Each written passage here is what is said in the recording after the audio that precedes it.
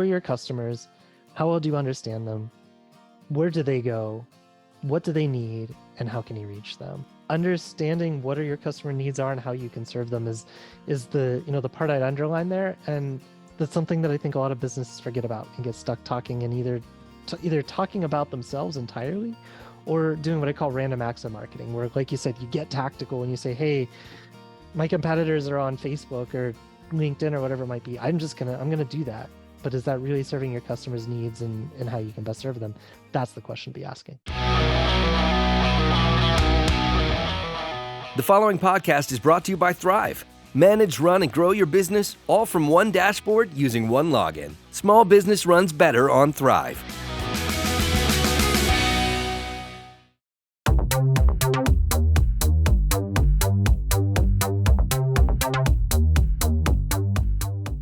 Hey, this is Gordon Henry at Winning on Main Street, your small business podcast. And this week we have an expert on small business marketing who can help you grow. Always good. Welcome, Aaron Marks. Hey there, it's good to be here. Thank you. Thanks for coming. So quick intro on Aaron. Aaron's the CEO and founder of Aspire Marketing. He has a monthly newsletter called Small Business Pulse that offers practical tips for acquiring more leads and customers for your small business. Aaron was a digital pioneer, starting his own boutique agency in the early 2000s. Since then, he's worked with dozens of companies and clients of all sizes, emphasizing his strong belief in inbound marketing. What should you, our listeners, get out of this episode? Every business needs a steady flow of new customers. Aaron can help you figure out how to drive lead flow for your business. This show is brought to you by Thryv. Small business runs better on Thryv. So Aaron, welcome to the show. Why don't we start by having you tell us a little bit about your background and how you got into the marketing space? Oh, wow. Yeah, I think I got into the marketing space kind of unintentionally. I consider myself to be, I say, a digital native. Fortunate to grow up in a household where my dad made sure that we always had a great computer, a great internet connection. And I remember being an early adopter in that regard, right? Most of the people I was friends with wasn't even thinking about internet, and we had it. And so, I grew up with being a connected person, probably spending a little more time on my computer than my parents probably would have preferred instead of sports or whatever else it might be. But that was really it. And so in my teenage years, so this puts us into the late 90s, early 2000s, I started to do website design. All of my friends who were working at, I'm thinking Best Buy in the grocery store, I never worked a job like that. I was doing website design. I was selling to local small businesses here in Pittsburgh, pitching, getting invited in at like 16 years old to try and convince them why they should spend a couple $1,000s to do a website with me. But that was digital marketing in the early 2000s. And now over the last, 23 years or so, that's evolved a lot. And, I've said, hey, I'm really passionate about ultimately doing the things that a business needs to get traction and get customers online. And, that has evolved, and I've tried to evolve with it. So you've obviously been doing this for quite some time. When did you launch Aspire, your agency, and how long have you been running that business?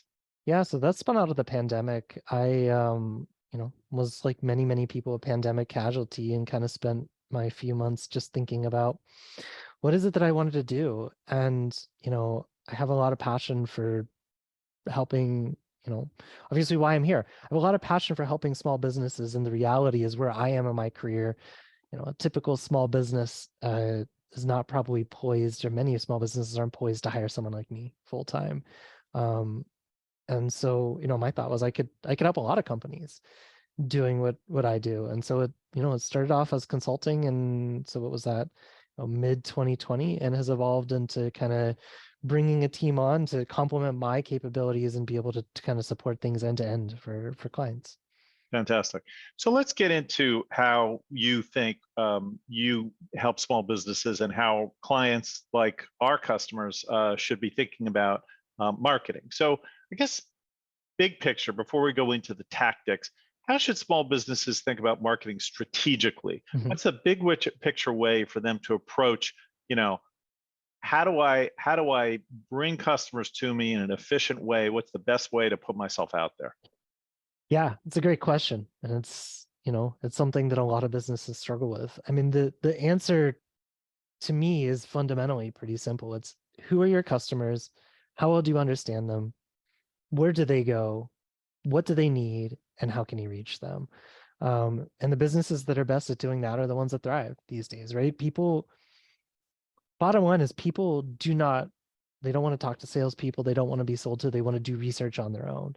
And so the key is that your business is findable. And I think, understanding what are your customer needs are and how you can serve them is the part I'd underline there. And I think that's something that I think a lot of businesses forget about and get stuck talking and either talking about themselves entirely or doing what I call random acts of marketing, where, like you said, you get tactical and you say, hey, my competitors are on Facebook or LinkedIn or whatever it might be. I'm gonna do that. But is that really serving your customers' needs and how you can best serve them? That's the question to be asking. Right. Now, I know you're a big advocate for inbound marketing. Why don't we just say up front, what is different about inbound marketing, versus say traditional marketing? It's a great question. Traditional or outbound marketing, I've heard described as another way is push marketing. It's pushing yourself out there. So what does that sometimes look like? That's your billboards, that's print advertising, that's trade shows if you're into that, that's knocking on doors, that's cold calling, right? You're pushing yourself on people. The problem is buyers don't respond to that as much anymore, right? Think about when you do your own purchases these days. It used to be that you'd have, there was a big knowledge gap before the internet, right? Or disparity between sellers and buyers. Buyers had to rely upon the seller's expert knowledge. Hopefully it was actually expert knowledge. The internet has completely changed that perspective. And now your buyers can go get whatever information they need and find it online. And so inbound is about giving your buyers the resources, information they need, content, resources, making it really, really easy for them to transact with you and let them do that all on their terms. So it's about being findable and giving your customers what they need and being helpful instead of just pushing yourself in front of them. And if you think about it, these inventions that are a part of our lives today, like spam filters on email, like caller ID on phone, they didn't used to exist. I remember a time when they didn't exist 20 some years ago. They came to exist because people were tired of outbound. Got it. Okay, so let's assume I'm a small business, local business, in some type of service, doctor or accountant, or maybe I have home services of some sort. Mhm. And let's just make it easy. I have revenue of $1 million. Okay, I'm a $1 million business. How Yep. much should a guy like me be thinking about spending on marketing? Is there a percentage? Is there a dollar amount? What's the budget that somebody should be thinking about? Yeah, it's a really good question. There are a lot of benchmarks out there that are not super top of mind for me in this conversation about, a percentage, and different businesses have different benchmarks about generally what a typical business in that space. So, a services firm versus a retailer might spend very different things. I'll tell you how to think about it because that exact percentage is, there's different recommendations, different practices, but ultimately the way you got to think about it is you have to be able to acquire a customer profitably, right? That's what this really boils down to is how much is a customer worth to you? Mhm. In marketing speak, we often call that your lifetime value. Over the entire lifetime of transacting with a typical customer, how much revenue are you going to get? How much profit are you going to get out of it? And then you can back that into what we call customer acquisition costs. How much does it cost to acquire that customer? And for this to work for most companies, right, unless you're venture funded, which is not your audience, you can't be underwater. You can't spend more to acquire a customer than they generate for your business. And so that's Mhm. how you can kind of start to think about it is how much can I realistically spend to still profitably acquire customers? How many customers a month do I want to acquire? And how much budget is that going to require? That's roughly how you want to think about it. And, again, there are different benchmarks that give you some sense of what average firms are doing, but even that's maybe not right. If you've never spent anything on marketing, you're probably not going to ramp up to what the average competitor of yours is doing at $1 million. It's all ultimately built on your margins and how much you're willing to spend to acquire a customer. Right. So maybe a small business should be thinking about how many customers they need to acquire this year, maybe how many they'll lose, how many jobs they want to do, that type of thing. Let's say maybe I want to do, I'm working on people's houses doing remodeling or something like that. Maybe I'm looking to get 10 jobs this year. Yep. And I think about what I'm going to get out of those jobs, maybe over the lifetime of that customer. And then there's some kind of ratio about how much I could afford to spend to acquire that customer. Is there a standard ratio of cost to value that you have? Yeah, I often 2 to 1, 3 to 1. I mean, again, very, very business dependent. There are certain Mhm, businesses that are willing to do a lot more than that. mhm. But that's your customer acquisition cost. Or sorry, that's the ratio of your profitability to your customer acquisition Right. cost. Value created or profitability to the cost of acquiring. Yep. Okay, that's Yep. good. All right. How switching gears a little bit, how important is it for a small business to have a customer database? I mean, when I think about their marketing, you want to have a database of your customers so you know who they are, so you can manage the ongoing communications, right? It's not just the Yep. upfront, there's ongoing communications, right? Yeah, so that's I mean, I think what you're kind of alluding to here is the concept of a CRM or something like that. And Mm. I just fundamentally believe that is, to me, that's table stakes. I was just writing a social post last night actually about this, and I was kind of saying to myself, or the theme of the post is 10 years ago it was cool and hip to adopt CRM. In 2023, it's not optional, right? Your competitors are doing it. Working out of spreadsheets is inefficient. You don't get any insights or practical knowledge out of spreadsheets. And so having some sort of database, having it managed in a thoughtful way is going to make your business more efficient. It's going to allow you to do better reporting.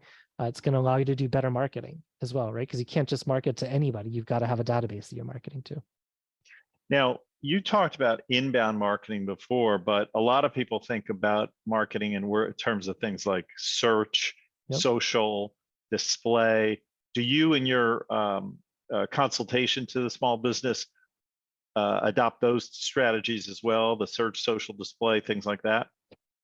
I think all those are really important levers. And I think they all have different value and different things, right? I mean, I think the statistic is something like 70% of transactions start with a Google search these days. Mhm, So, especially when you're talking businesses that serve a geography, right? Local businesses, if you're not showing up on Google, it's like you don't exist mhm. anymore. And if you're hard to find on Google, again, what's going to happen? They're going to call your 3 competitors that show up on the first page and not you. Or they're going to email you, whatever it might be, right? So that is really, really important. Advertising, again, you talked about display ads, some of those other things, those are interesting, right? Because they can be done to be inbound. You don't have to create an ad that's just come to our website, right? You can, a lawn care business, right? What are the things that I need to consider when buying lawn care services, or even like, what are the treatment options that are available for weeds in my lawn? Obviously, I'm not an expert in lawn care, but bear with me. So, thinking about those things and serving that up through your search, serving that up through your ads, and giving value is a really good way to win that trust. And you talked about social as well. Is social media probably a high ROI activity for most local businesses? Yeah, it's probably not. But what can it add value with is mental availability, staying top of mind. Because most of the time people don't just buy on the spot. They go do some research. And if you think about the way people research, they go do some research and then something else catches up with them. And then they do a little more research and something else catches up with them. You can get them following you on social media and sharing stuff that's valuable and helpful. So inbound, right? Instead of just, we're the best, here's our number, we're the best, here's our number. You can really earn people's trust, keep yourself top of mind, and keep them engaged through that process. Right. Let me just peel back the onion a little bit on this inbound idea, because I believe the idea of inbound is that you're creating valuable content that people will find, right? Yep.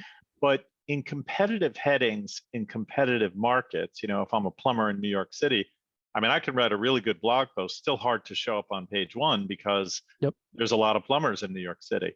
So how do you overcome that, since most people don't go beyond page 1 of Google? Yeah. I mean, so a couple of things, right? If you're a plumber in New York City, it is hyper competitive, right? Let's fully acknowledge that. people do go beyond page one. I mean, obviously that's one thing to keep in mind is you're gonna have to spend a lot of money if you're a plumber in New York City to get to the first page. But you still have to be findable, right? I mean, there's a difference if you can crack that third page or that fourth page versus not cracking any of those pages. And I think the other thing is just continuing to think about, again, plumbers, there's going to be a ton of content out there, right? But what are different things that are underserved? Are there niches of plumbing that are underserved? Are there questions that are underserved? To me, those are some of the different ways you can play. And it is challenging, right? I mean, there's more content out there than ever. And by the way, it's not any easier now that ChatGPT can write decently acceptable content and is getting better every day. But the more helpful you can be, the more you can be findable. That's a big thing. And in marketing speak, we talk about this concept of the long tail, right? The long tail is maybe plumbers in New York City probably gets 10,000 searches a month. But gosh, I'm kind of showing my lack of expertise, but there's probably specialty plumbing services that I'm not thinking about, right? Drain snaking or something like that maybe only get 300 or 400 searches. As a result, they're less competitive. And so as you work your way down that long tail, which is just basically you think of like your graph of how much search volume something gets, and like plumbers in New York City is up here, your long tail goes like this, right? And it goes lower and lower, but there's a lot of it. That's your other opportunity is, can you identify things that are more niche and try to rank for them and maybe crack into that vaunted first page there? Sure, makes sense. Yeah. Now, what about word of mouth, I guess I'll call it, or free marketing? So many businesses, you talk about marketing, spending on marketing, working on marketing, and they say, well, my customers love me and I only do business by word of mouth. And maybe there are a lucky few out there who really can do that. Yeah. But what do you tell customers who say that in terms of what else they need to do? So the fun part is that this can all play into each other, right? If you're really good at word of mouth and your customers love you, make sure they're leaving your reviews on Google and whatever other platforms that you use to get some of those leads, right? Because there are a bunch of different platforms out there that index these things. Those reviews are signals, by the way, to Google. So if you're getting good reviews and you're fueling all of that and you're closing that loop and getting more referrals, more reviews, that's going to feed everything else you're doing. So this all interplays into each other.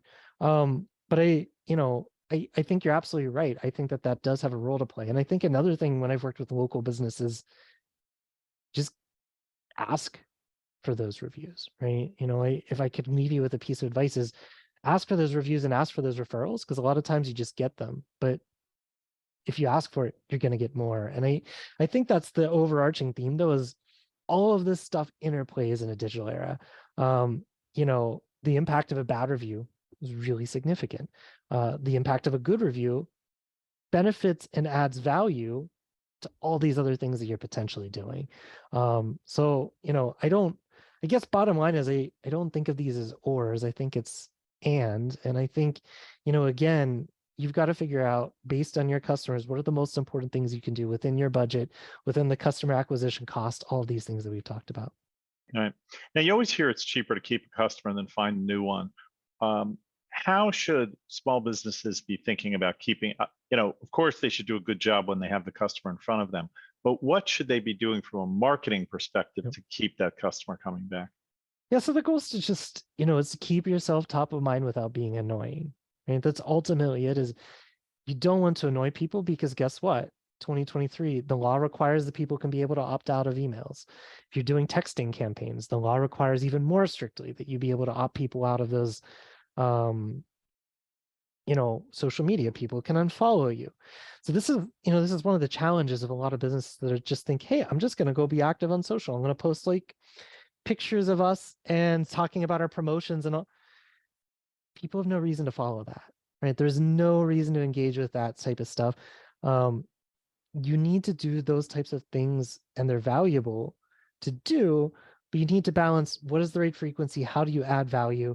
And if you can do that, so email marketing, social media, those are things that you can use to keep your business top of mind. And that's really the play here, right? Is I think, a big shift for me that's happened over the last few years. I used to think marketers' job is to like get people to come buy from you. I've increasingly kind of settled on people buy when they're ready to buy. Hmm. Marketers' job is to make sure that when people are ready to buy, they can find you. And when they're not ready to buy, you can keep yourself top of mind so that they don't take their business to someone else. Right. LinkedIn has an institute that describes that concept as mental availability. And that's really it. Whether it's with existing customers and new customers, you need to keep yourself mentally available, but you have to do it persistently, but not annoyingly. And you have to strike that line. Right. I don't ever want to hear a mattress ad until I'm ready to buy a mattress, and then suddenly I'm looking furious, constantly to find the best mattress, right? So it's when I'm ready, I'm really ready. So, Aaron, why should a small business hire a marketing agency? So it's a great question. I mean, ultimately, a small business can't become an expert on all of this themselves. And you may hire someone, but one person can't be an expert at all of this stuff themselves, right?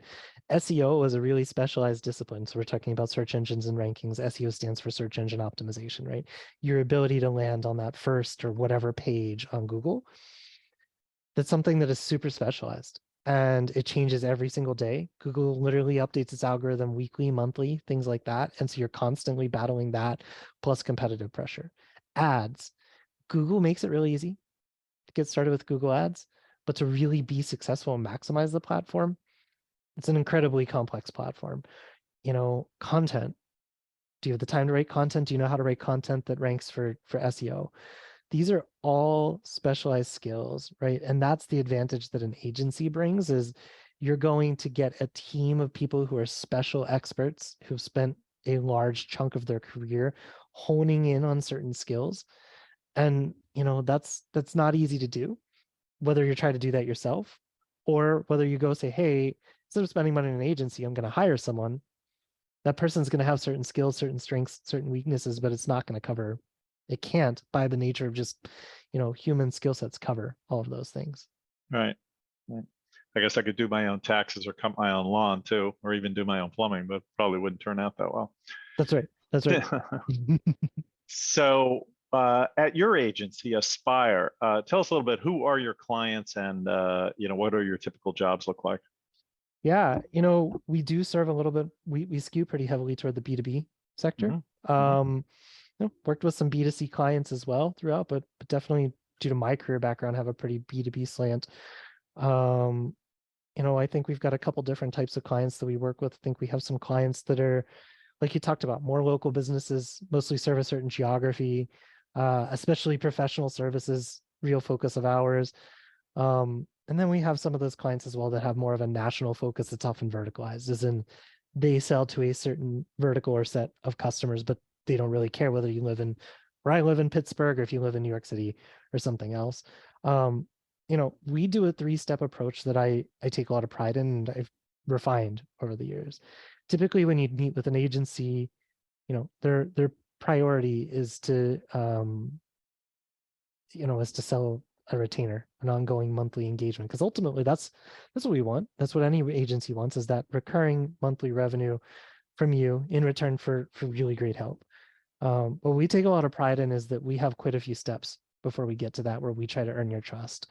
And we typically start off by doing a complimentary assessment where we'll come in and we'll say, hey, here's the things that you really could be doing and doing better. Let us show to you that we're committed to your success and that we know what we're talking about, and establish a mutual fit. And then we can potentially talk about what an engagement looks like from there. If somebody wants to get that complimentary assessment, where should they go to find you and talk to you about that? Yeah. So our website is Aspire, ASPIRE, marketing.group, GROUP. Because everybody, apparently the .com was taken long before we existed.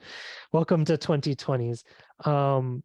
But there's a big button right at the top for a complimentary assessment. You can click that, fill in some information, tell us about what is making you seek us out and what challenges you have, and we'll go from there.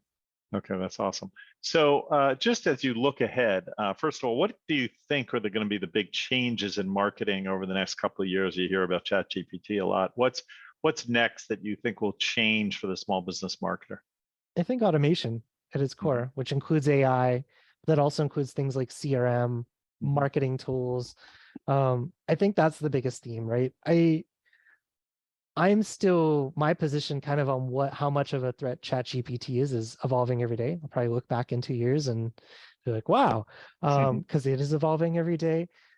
I think right now, I would be hard pressed to today see a ChatGPT replacing a marketer. On the other hand, ChatGPT should make marketers more efficient. It should allow you to, in my mind, it's an iteration tool, it's a planning tool.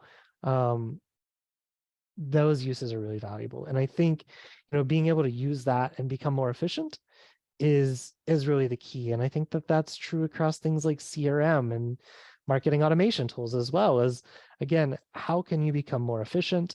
How can you automate things that shouldn't be manual?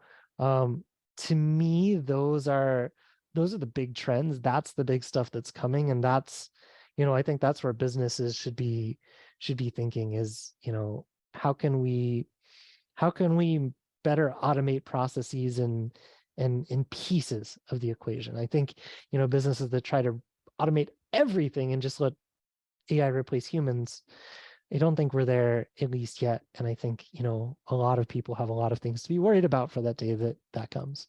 Yeah.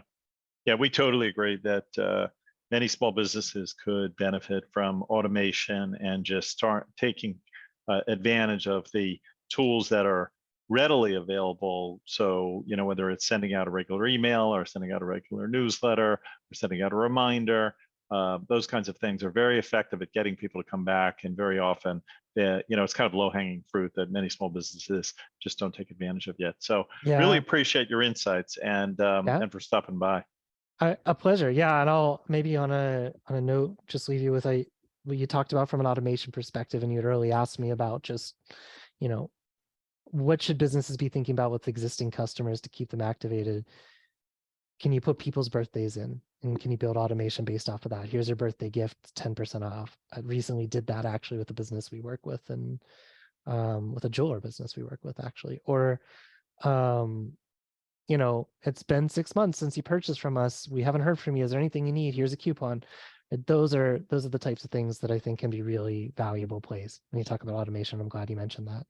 Yeah, fantastic.